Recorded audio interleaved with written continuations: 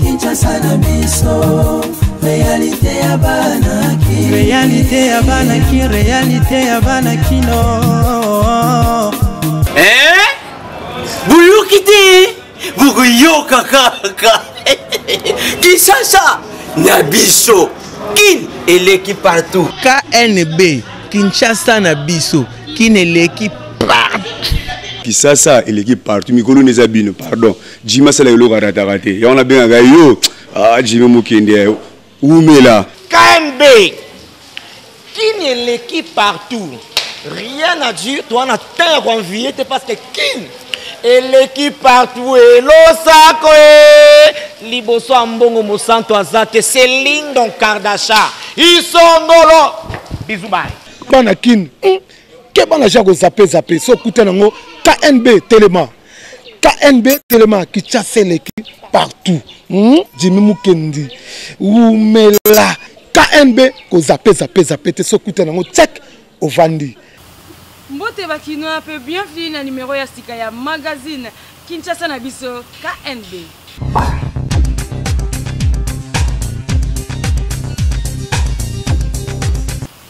Motuna na biso ya jeudi lelo ezali ya koluka koyeba soki mama azali kosala mbongo est-ce que ezali motif oyo papa apesa lisu mbongo te charge ya libota est-ce que nango ka pa ya mama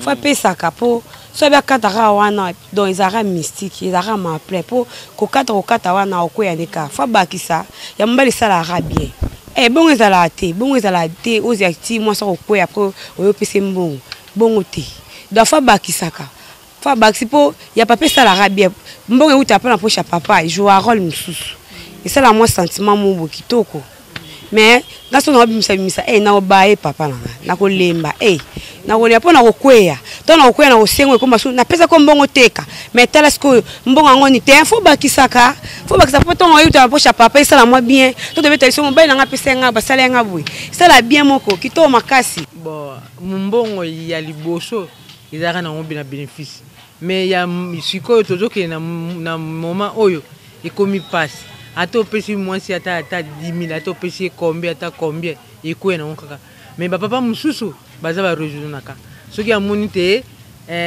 mwasi azoteka na suka sanza azo apesi mwasi azotourner ka wana mais moya koya ezate ozomona mais soki mutu akotia loboko azate akokoya ne kaka ozomona ilo boma biso ko lia nini mais soki boza bo moko na mobali koto bo otangisa bino bana bino bien bana moye ba terengana ezate mais soki boza bo moko te papa zo azwi moko suka sanza ki ameli masanga moi ça souffrir mon teza passe mingi moi ça osana nini akoya vani na ndako yangona omoni kibibota na kati ya ndako epelaka moto mais il fallait bango mbali moi ça mbali baza bo moko po moto ekitana na se na ndine na teka eza pona mama na ngai lobaki akoyi kozanga mkomuso mbongo ezate ndine sali mais ezate ki chaque jour esimba te mbongo o ayeze biso mibale o yangandi ze ngai eboto lukentekana ngati na osabo yenda azo bikato na koya baksinga mbongo na nga eza ngai ten eza bongo te papa ko pesa mbongo mama a débrouiller mais ce qui maman a chité faut papa asa nini abambeza bongo ezate ke biso basa ko to débrouillaka papa ki na musala ba mbongo na ya sela ngo makamususu mbongo mama ki oteka ayo lesa bana te charge za la ka papa po mama za la ke soki papa nde mama mbongo ekiti et papa mbongo ezate mama nde mutasala nini alesa ndako donc funa bomba mobile nanga so mobile nanga za mbongo te funa bomba mais siko ekomi excès ba papa ba komi nini ki akoza na mbongo ne malama vanda na ye na kwemo boye ameli mon koyi ale mama souffrir ndenge balobaka singa famille ekata na rate benda na kaka ezalaka nini yo d'après ngai singa famille nde balobaka ke singa famille ebenda na kamekata na rate eliko loba nini eza problème ya nation de tito na Congo tout ça ba problème politique oyo se passé entre opposition na majorité opposition majorité bango nyo so baza bana mboka donc to ko benda na ko discuter mais to ko bomana te mais le problème se passé za nini elle wa ndeti Angola na RDC ndenge bangolais bazoboma ba congolais na mboka na bango totali pe na ba chaîne mususu tomoni ke na Chine babomi étudiant moko aza congolais alors ezolakisa sinini ke soki biso tozwi étranger mo na mboka la biso totali kamba ya singa famille bende na te mais tokokata singa po aza ndeko la biso te. Exemple famille ou bien camarade bokoko swana boko nini mais famille boko swana ko bunda nini ko zokana mais eko boko boyana te eko ko changer te ba changer ndeko te pona yebi ke atali kamboeza na famille suka babongisa kaka baluka kaka terrain d'entente pour que bayokana donc un peu problème to passer en RDC atako makambo eleki ndenge nini tozo kanté opposition majorité bazo kanté mais toza biso nyonso ba congolais faut to luka terrain d'entente to yokana pona mwana na biso tozo weleza ka Congo ilomso tozo wele to wela ka mwana moko na Congo donc puis na loba boye Congo ne ezani ngona eza ya PPRDT eza ya IDPST eza ya MLCT congolais za pona ba congolais nyonso.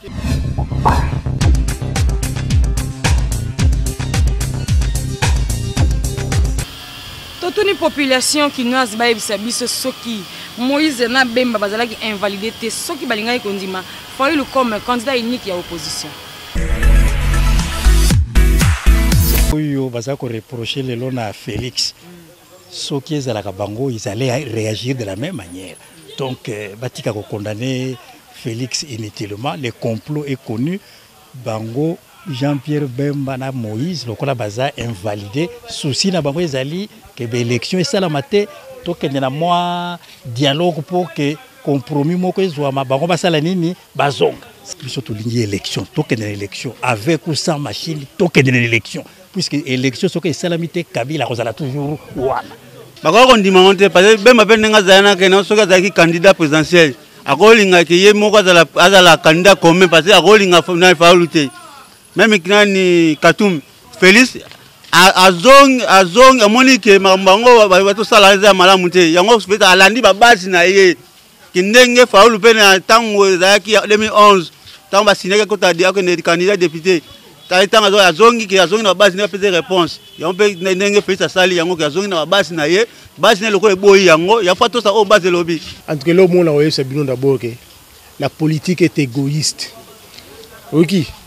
Politique est égoïste. Jamais mutu akoki kondima ko céder cadeau naé na mutu mususu. Un monsieur comme Jean-Pierre Mbemba, jamais akoki kondima yaza candidat azo bat céder na mutu mususu. Hein? Tozongi na nani parce que l'histoire des fois il faut tozonga na histoire. Quand nani IDPS aibisa bango ke to kende ba élection te. Qu'est-ce que Mbemba avait fait? Toyeko kende na Sun City. Tant ba ici bango ke non, ba sali complot na bango ba salaki. Ba zui ba écarter Tshisekedi. Ba bimisi Zaidi Ngom. Et vous pensez que lelo bokei, boyokani nenge mususu. Et à la fin, vous venez nous dire que non, te e bonaboy. Non, le peuple, il faut le peuple se prendre en charge. Tout ça sous un moment wana te. Tout ça sous un moment wana te ya ba distraction. Élection ezali le 23 décembre. D'ici le 23 novembre, tozali na campagne électorale. Yo oye olobi ke non, moi je viens pour na longola machine à voter. Idée na ezani. To élection ça le matin. Alors que le peuple s'est préparé pour na élection.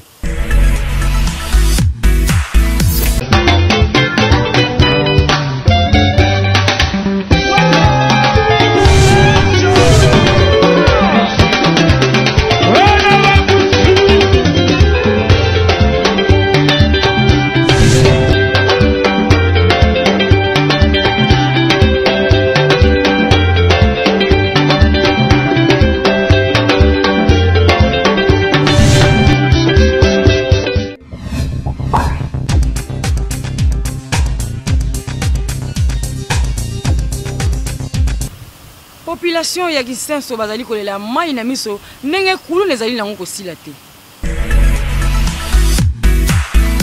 Nalembi bakuluna. Na mai kutu te bakuluna nani.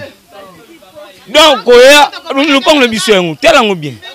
Koya ko buka. tolandi bango combien de fois neloko tokoloba eza te me biso moyibi oyo tokozwa kote bourgmestre Christian Suyoka tozoloba bakonzi bazali tozoloba biso toza na kemba numéro 100 ndako na biso toyeba te so tozala na banki na kati ya ndako moyibi akota na ndako abukeli biso porte toza bakati bitala pota bakuluna bazokota bazozokisa bazoninga baviole toza na biso na mbongo te biso baya bitike bakuluna bakomesa ndako na biso nje toza na banki baya koyibaka tolembi toyebi te gugumesa kisenso soka somona kisenso soki pa somona te toyebi te kulune leki na ande surtout na kisenso pas avenue Kimayala kulune leki makadene matono toka mai na 2h du matin toki masase becha na tiki kutu kantina ba mbangu na ndako tonton toka nino ba bomaki 2 personnes tokomo ka ba nyama bazo sase mingi so koma mama sina mbali ba telemi likambo mususu ba temeli kamba kuluna esila te chaque jour ka tozoka ka sango na sanso dene mai kisenzwa mama uti no hôpital tiki mo bane gravement malade aye ko sunga bana masase bal perdre ko ti mama ba te bembe na se atiki bana 5 mobile kuna na hôpital grave ko to suka ngara lingolo baka mboka ezobonga te na lingi babongisila biso mboka tozo nyokama Minerval cher bana bazoko benga na kotanga bazotanga te Minerval 150 000 ko benga na bana po bakitila biso ba Minerval to bonga na mboka oyo ozoyoka mboka kimbuta bazotela biso ba 100 000 ya nini mboka ngwe ko bonga ndei nini papa tozo nyokama bakulune pai okobima no zaki na mweloko na yo okei boye bakulune yo bongo mboka ngo bakobongisa ngo ndenge nini bakuluna bamona baote so moni jeune fille na batelemi na garçon ata ba mwasi na mbali te bakangi mboka ngo ko bonga ndenge nini papa to lembi to lingi mboke bonga na kiseso na veni Kema pe Kimayala bazali kolela na motema pasi difficulté ya mai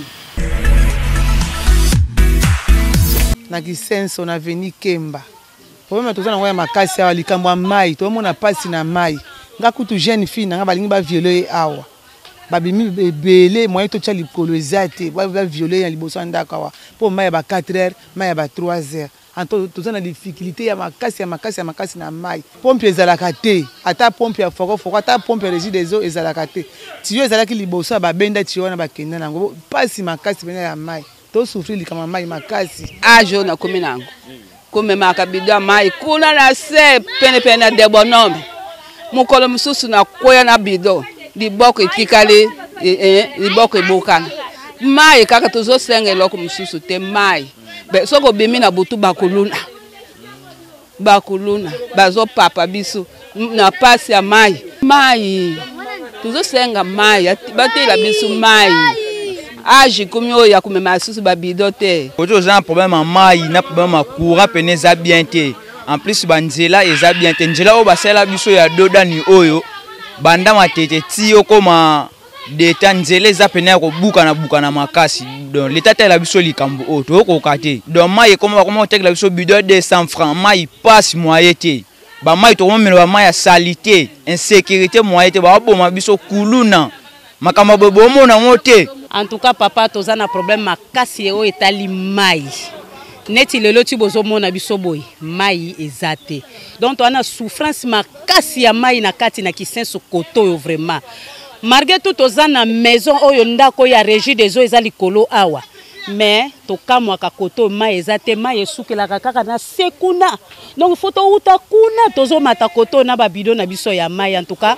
to ana pasi makasi en plus c'est que zo sala biso pasi na kisenso koto bakuluna tokoka kokobima ba 3h mai ebima kaka ba 3h siko ba 3h on biso tokobima ni de poto ke ko luka mai papa et que zo sala biso pasi koto yo yangoyo kokamo bakino mingi bayeba nyonso ata musala o ayebi te arondima ya kaka sala pe akoloba vraiment ke ayebi toyebi te so ezalaka mpona nini tobotami tokuti da souffrance na Congo donc tokosala ni omona otangaki le mosusu classe makambo mosusu me yango wana tokutani nango esengi mpe fosalaka bamusala mosusu mpo omeka mpe kozwa ya kolia atoza mason te omona penaki yaya naza joueur me okamwe kuna bakule beton ake omoni mpe na kote kuna boye baya mo bakangami babetaka mo bamisiki na bango me yaza ne chauffeur aye mpe abandi ne osala misiki yango wana omoni kaka donc mbutu na Congo bakino bakoma tout travaux bon eza nde baloba moto azotiolola mai aoluka mpe asimba mpe partout po abika donc eloko epusa bakino baoma tout travaux eza difficulté ya pays au fait donc souffrance eleki makasi soki moto afandi na ndako akolia ndini na pokwa donc yango moni ekoma mosala nyonso botuna afo andimaka ayebi po ase débrouiller na pokwa bana base retrouve ata ayebi te akondima kaka mpo mboka mobulu fort so aboyi na pokwa akolia ndini omona nyonso olinga sala po atoucher moi quelque chose na pokwa kini lelo nde tofanda pasi ya basouffrance banini nde omo otinda kino akoma kosala métier nyonso na oyo asalaka te aondima ndenge asala maçon na maçon na mécanicien na chauffeur papa toluka moteur te nakumba mpe moto pasi ya Congo nde esalaki biso bakino tondima kosala misala misu na oyo tosalaka te bon kino andima ndenge nyonso so asali apres na so ose ebebe ekufeli te waka bon esifi kaka bomoneke asalaki Kolobake Kinois à la nyonso. Pourquoi? Parce que Kinois c'est un courageux tout d'abord. Et là d'Arabie sur Kinois parce que nous sommes des courageux. Même partout tout ça la nyonso. Pour nini rendement selon mboka ne ça nini même la biso. Tout le monde lelo ce qu'on landé métier mon corps. Au kufin sala. Ya on demande Kinois à son dimanche mécanicien, habillé mécanicien, maçon. Maçon, on ne peut pas rester au pépi dans tout travail et ça au ça là. Rien à faire. Ce qu'on a mis sur la minute, il y a un cop moins avant que ça. Oh, babouka mir mo kuna. Oh, kuna to que ne baba au fond la montagne mo boyena bon. Non, suis d'accord. Dans ce boukani na Congo c'est l'omboka na tu vas diriger biso balingi biso te. Pour ba emploi na mboka ezati. Mutu amona ola vanda na palais. Amoni mo cop mo boyelié. Ah. Na mekana nous peso ipe osimba au moins pe wasali pe simbi vous comprenez ma maman ezalaka mais dans ce simbi azupela mais ce simbi te ekufeli karate to ebine ni dosola donc ezala nga bongo o ezakini taka kineleki partout te bon kopona boulot te c'est trop dur donc au tala boulot nini on a capacité na ko sala so moni lekeli yo oko ah ya eza ndenge nini boulot mo eza ko to sala ngo ezala ka bongo. Nakise son rail, ba motard, pe ba piéton, ba envahir rail avec ba risque et accident. Kisensu, nzela ko mata okenderi fla, rail to ebi ke teza pona train, mais sikoyo bato a moto bazui rail ba komisi yango nzela na bango ba kimi de la paix à partir de Mbula.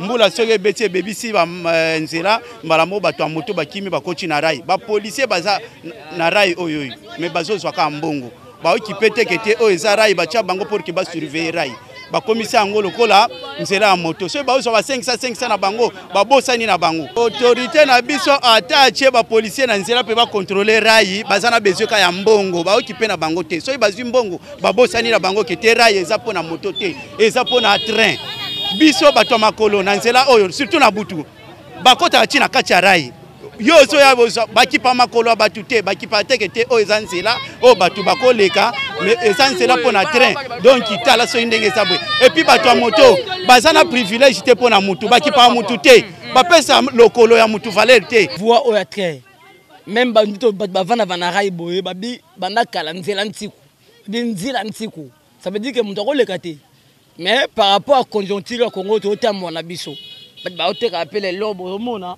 Mais moto nzela de la paix zakuna fulu kwa nzela de la paix moto le kakuna parce que boy dans la soy mo la classe a circuler awa so na ngweza sikonini siko nzela ko tamba su normalité parce que tout le nzela comme na empêcher boy moto parce que biso to trouver ngo anormal on a tete basoda musala bango ya nini bako ntelekale nzela wana peuple le kame moto pe la même nzela wana mutu peuple pe la même nzela wana moto boloko la boy de la pesa mais moto boy peuple kuna boy siko sort na ngweza place ni e bangi babongisela biso nzela babongisela biso nzela bachi ya presse yango mboko esala nini po bachi ya presse esala nini kaso de la paix babongisa nzela bachi la biso makadam po biso tosala bi de kuna oyo rai eza pona rai te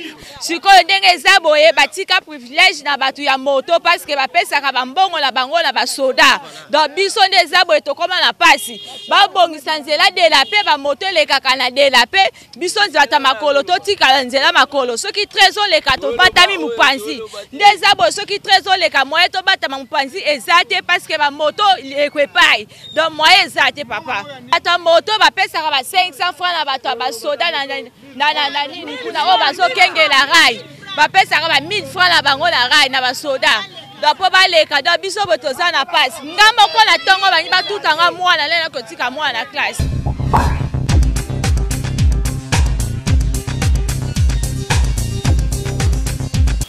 Docteur Dieudonné Ngoyi azali kosala ba injection intravitréenne na cabinet Ariel Optique.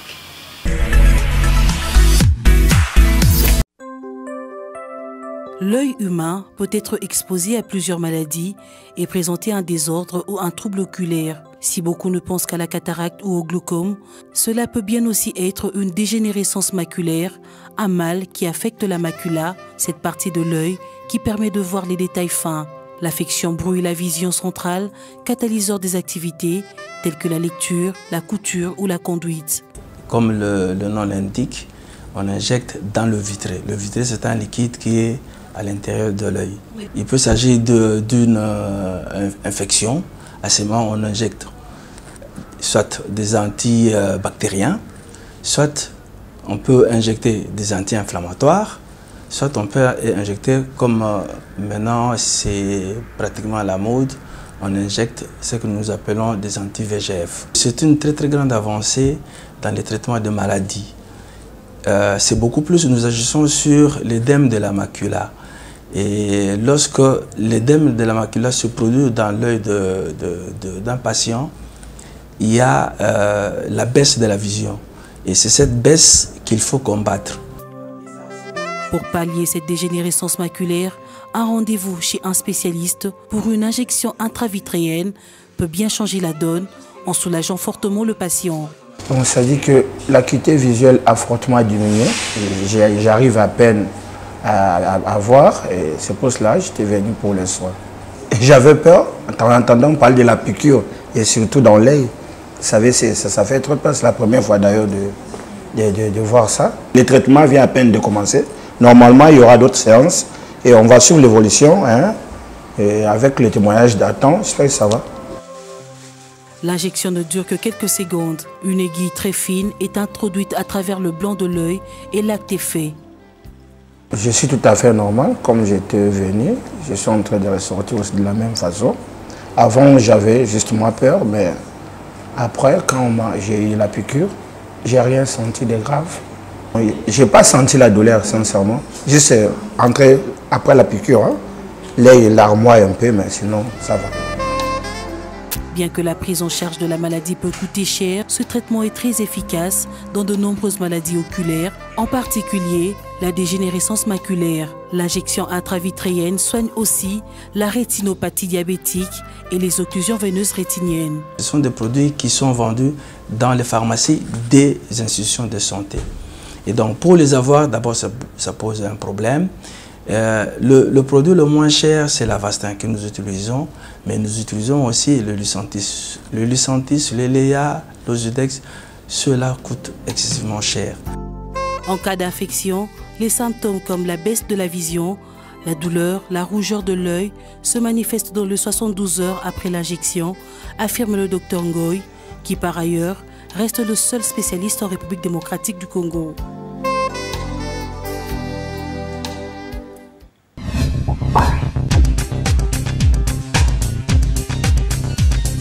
Dimanche le 18 novembre, match Kobetama, na Kitambo entre staff Monalobi, Pena Real de Kitambo. Kaka le même dimanche, à 15h, notable ya Kitambo, Jimmy Mukendi, candidat député provincial numéro 39 ya Kitambo, a représenté l'équipe ya campagne na stade Vélodrome na Kitambo, Bozangate.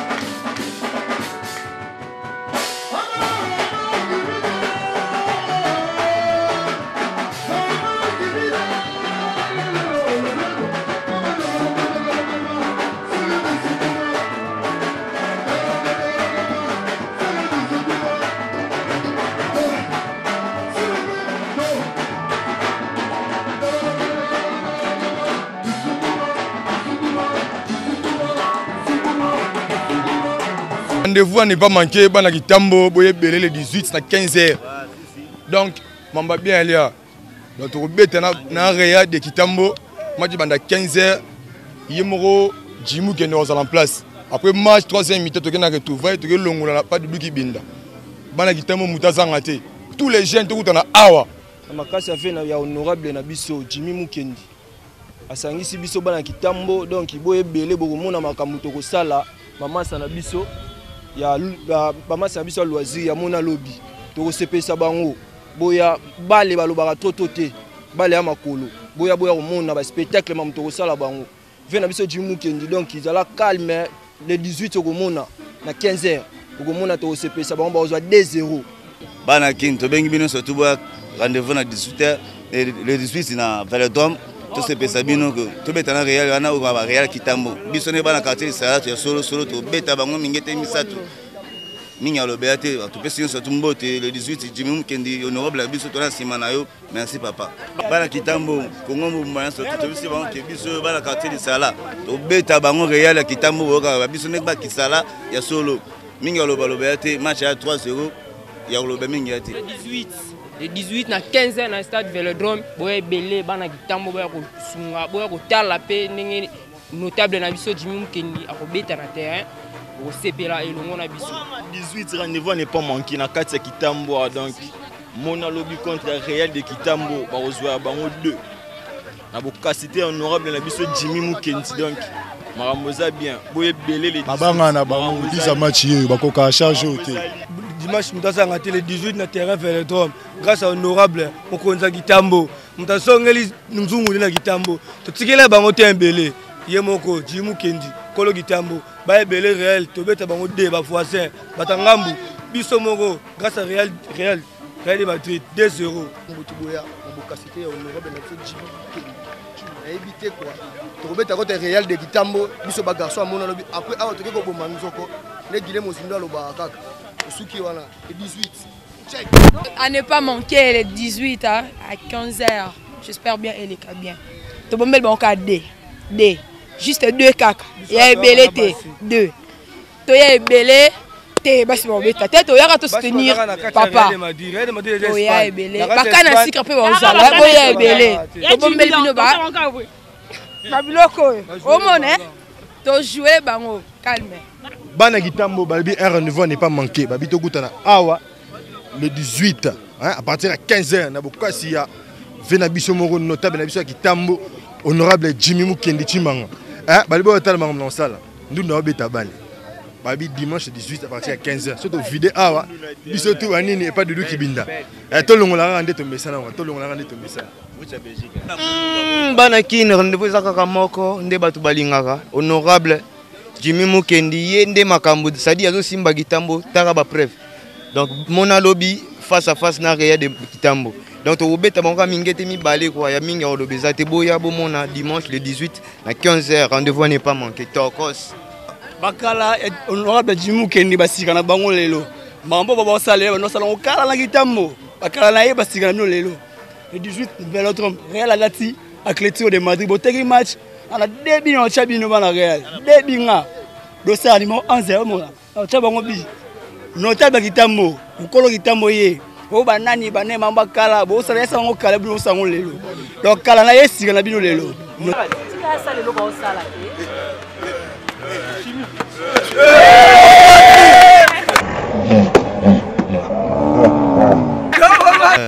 Bana Kitambo biso quartier Timbiri to pour Jimmy Mukendi ba jogwa solo bazala Kitambo ba doye ba bangote boa le 18 dimanche le 18 na 15h muto ratété to bengi bino boya mo jogwa ba mingite mais bo sentir joango na la kanda d'abord bien dikos boza bien dikos bo mona bien dikos ye mona kosa minga le béaté boa le 18 non ba boza pour makama Jimmy Mukendi tonto aussi ça to que la biso tout na retour avant to la kuna ande to longola nanu na miswa honorable Jimmy Mukendi to longola nanu awa to ke kuna su to longoli papa mobimba ye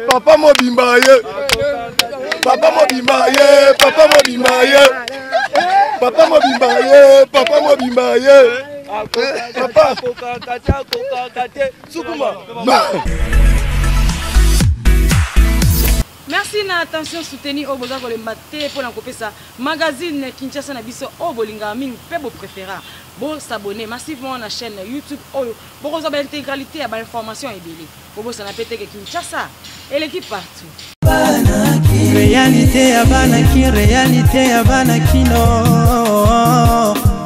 magazine Kinshasa na biso et l'équipe partout magazine Kinshasa na biso la mama kino bafuna